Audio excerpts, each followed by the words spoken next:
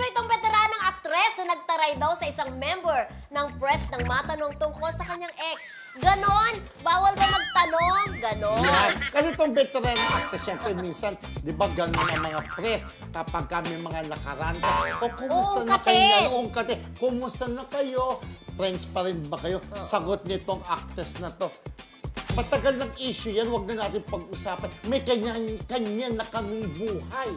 Sabing ganun po, sinagot yung reporter. Sabi, siyempre natahimik yung press na nagtanong kasi may ano naman siya, di ba? Inintindi na lang niya itong actress na to, yung pagkakasabi sa kanya, wag nyo nang tanongin yan, matagal ng issue yan, may kanya-kanya na kaming pagkataray ang pagsaway naman, niya. oo.